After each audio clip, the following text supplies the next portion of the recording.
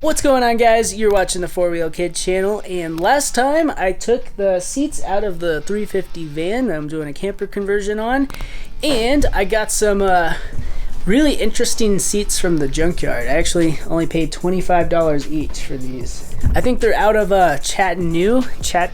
I don't know how to pronounce it. It's like the fancy Ford version van. It's pronounced Chateau. I think they look really sweet with these cutouts. They're like some van racing seats.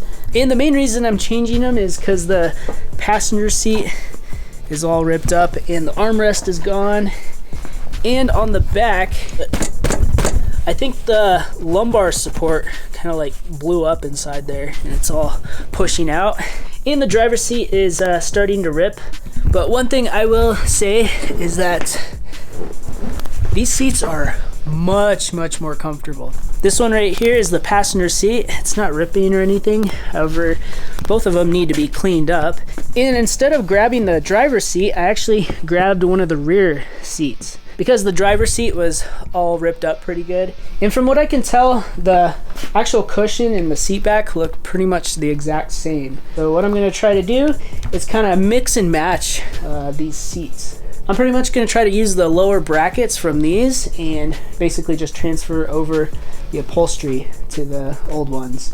And I think I'm going to actually keep the gray trim on them as well. I think it would look kind of cool and definitely unique. Anyways, be sure to wear some safety glasses when you're working on stuff, and let's go ahead and get started. Let's start by tearing down the original passenger seat. We can remove the armrest cover by undoing the Velcro on the back and pull it to about there, and it's a Torx 50 to remove the armrest. Next, with the seat back positioned forward, we can unclip the bottom. Then we should be able to pull the seat cushion off. Oh, there's the nut for the other side. As you can see, this is probably why the armrests come off, because the spot welds on this nut just snap from too much use. And you have to pull it over this little lug for the armrest. Guys, check it out. It's actually Velcroed onto the cushion. That's pretty cool. Yeah, no hog rings or anything. And there is the cushion. So here is the lumbar support bag, and it's still holding there, which is pretty cool. However, the reason it kind of blew out to the backside is because of this backing plate ripped and it just pushed right through. It's literally just held on by 2 zip ties. Good old Ford quality right there. Now we can remove all the Phillips screws for the side trims.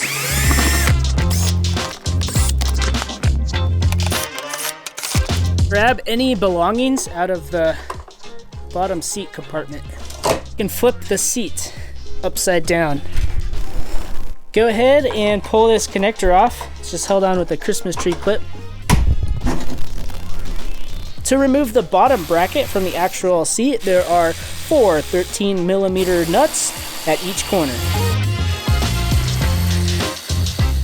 It would definitely be easier with an extension because they give you a little hole in each one of those. Now we can separate the two. Now let's try to separate the seat back frame from the bottom cushion frame. And this side is a 15mm. On the tension side, this part can be separated with 2 13s, but there's also 2 13s right here, so I'm gonna see if I can get away with separating this part. It shouldn't snap back as long as you don't push up on the lever. Now we should be able to separate the two. And of course, I forgot about this attachment.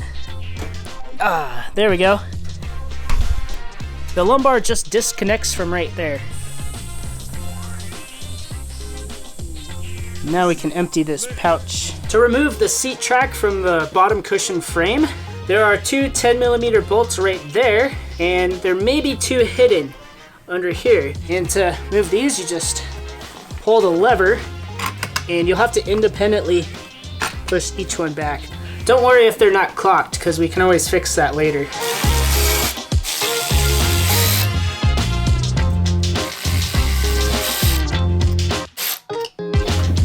And these come right off.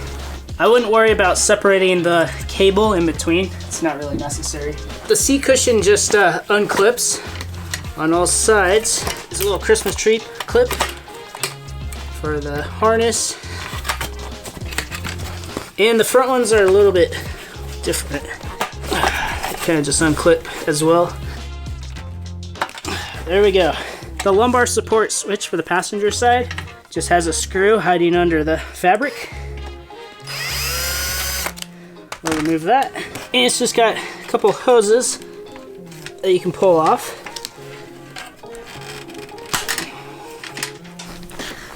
And there's a connector.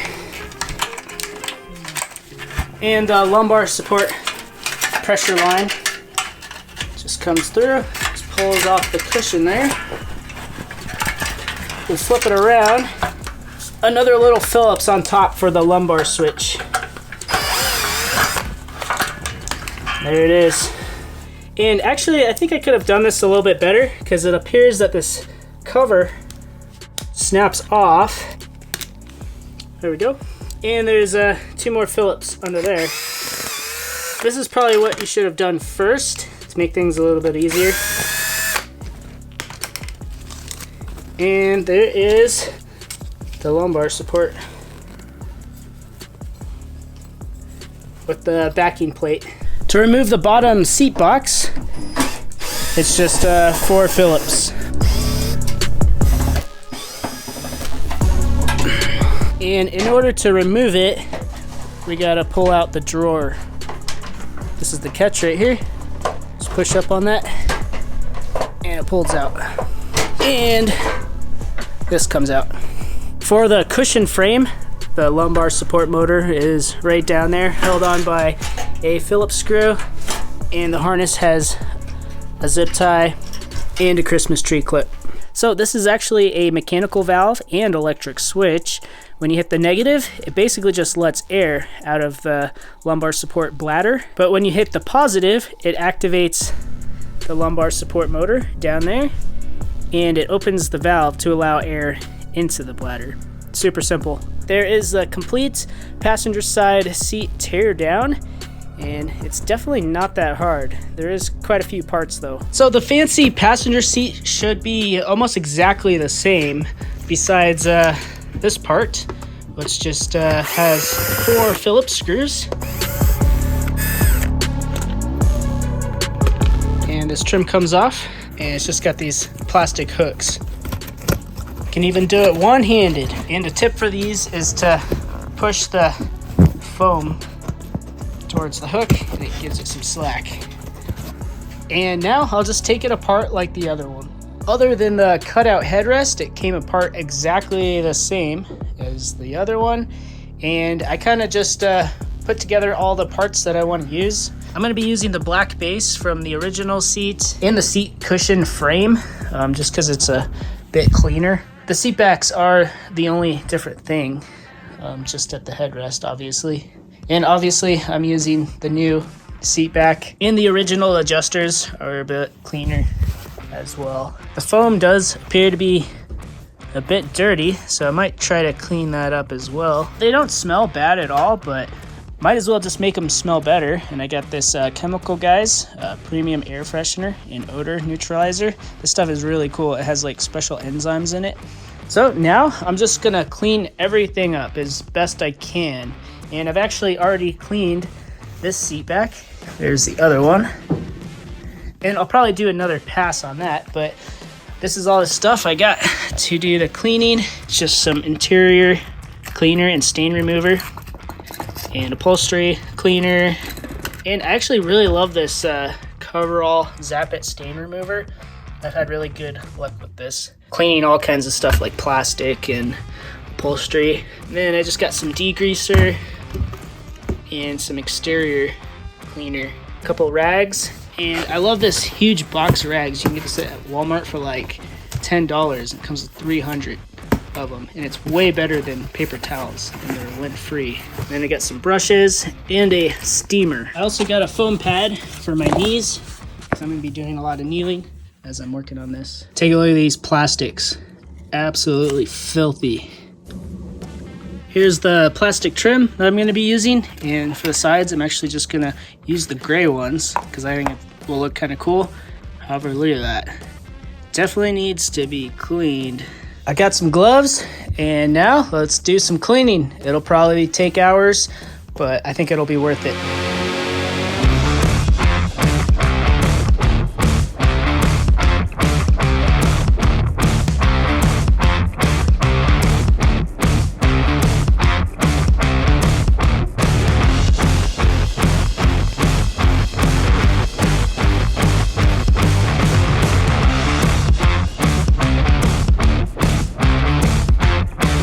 So I got the seat back pretty darn clean just there on the ground. But I found what works the best is just to put it in a sink and like completely soak everything and just scrub it up really good with some detergent or stain remover. That's what I did with the armrests as well. I'm just gonna let these hang and dry for a night or two. So I'm not a huge fan of that fuzzy liner in the underseat compartment. So what I did is use that tool drawer liner and cut it out to fit. And that's what it looks like.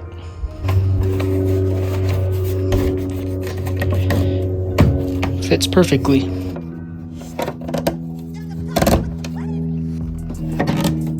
All right, so I'm just gonna swap out these two just because this one is more rusty and dirty. So might as well just get that one. It's a little bit nicer. It's just two 13mm bolts. One right there, one right there. And I'm gonna use a little bit of blue Loctite.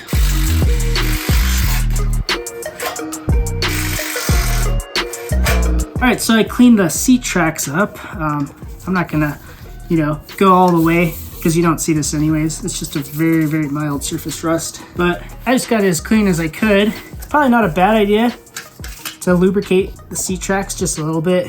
I got some white lithium grease. You don't need a whole lot.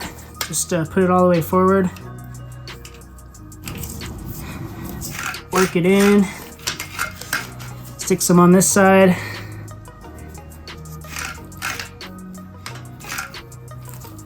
Get on the excess off on the sides. Just want to make sure it moves smoothly. Also, make sure each track lines up together. You can count the amount of notches. 1, 2, 3, 4, 5. 1, 2, 3, 4. 1, 2, 3, 4, 5. And that should line the seat up nicely. All right, guys, everything is clean and we're pretty much ready to go back together.